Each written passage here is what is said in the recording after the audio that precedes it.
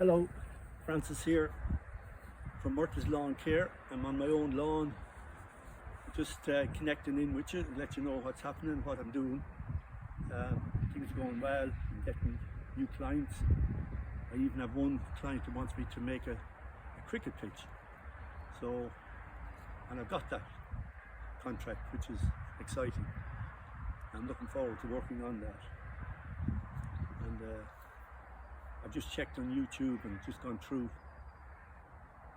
the directions that are there as to how to create a cricket pitch and what to do. And we're basically going to do the same as the lawn I have here. We cut the grass short to start, then we'll scarify it and aerate it to get air down into the roots of the grass plants, and scarify it to get rid of the thatch, which is an organic layer that sits upon the soil and blocks the roots of the grass plants from receiving nutrients, oxygen and water. So that's very important to get rid of that thatch. It's called thatch. And half an inch of thatch is fine. Up to a half an inch is fine. It's actually good for the plant, and the microorganisms, if they're working right and we haven't killed them all with our insecticides and weed killers and every other chemical under the sun, and they're sprayed on the lawn, they kill a lot of that microorganisms. So the key is to go back to nature and let nature deal with the weeds, let the microorganism deal with any fungus. Anyway, just got sidetracked. That's basically it. So the next thing we do then is we'll overseed. So I have special cricket seed ordered, especially for pressures and the stresses that a cricket match would have on a pitch. And we'll then apply topsoil, and it was recommended to add sand as well into the soil, because this area is the back of this gentleman's house, and the ground is quite spongy, and it's not caused the thatch. Thatch causes ground to be spongy under feet, but it definitely isn't thatch. And that soil expert has confirmed that and given me some direction as well, which has helped.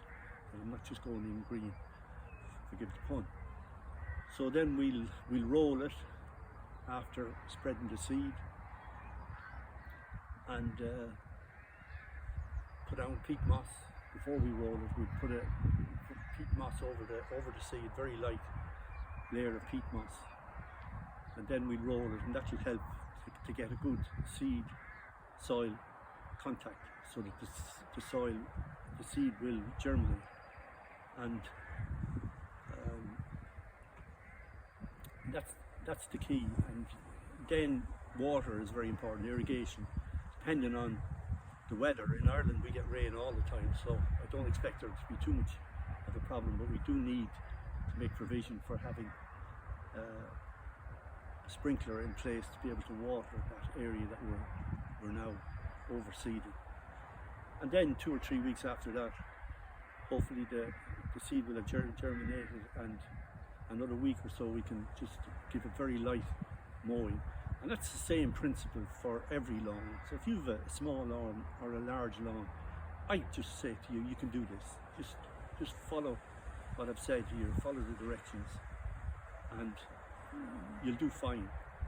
Because the biggest problem I had was, in a way, it's like jumping out of a plane. The hard part was jumping out. Not that I've ever jumped out of a plane, but it must be hugely scary to jump out. But once you jump out, you know you have a parachute, and you in a way you have a parachute in the directions that I'm given here and on other YouTube videos.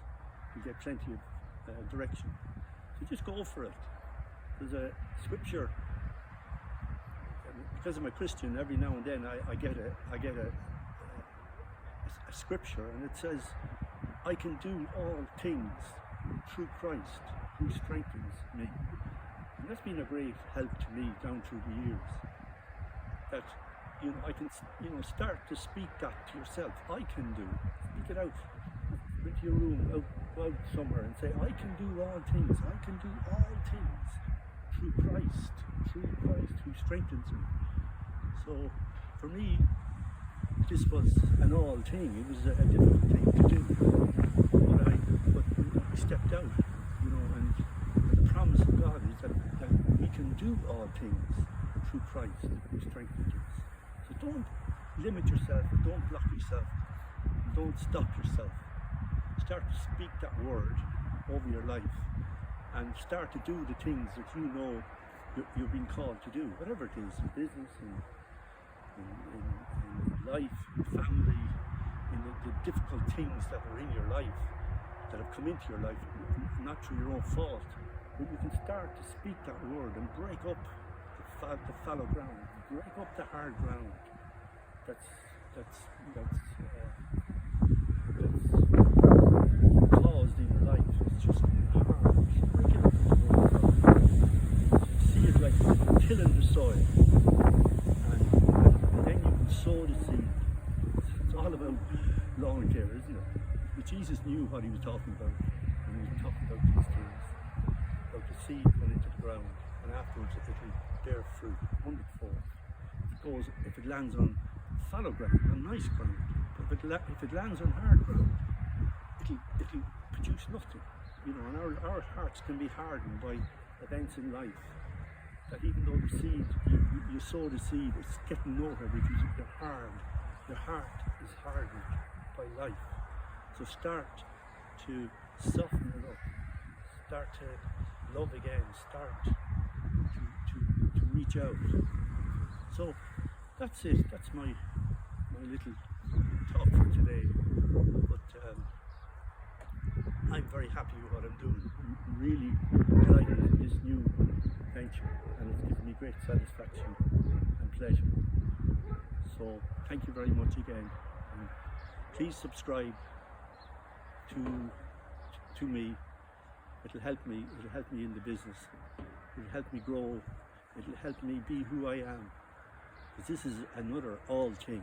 YouTube is another huge all thing that I thought I could never do. But I speak now that I can do all things.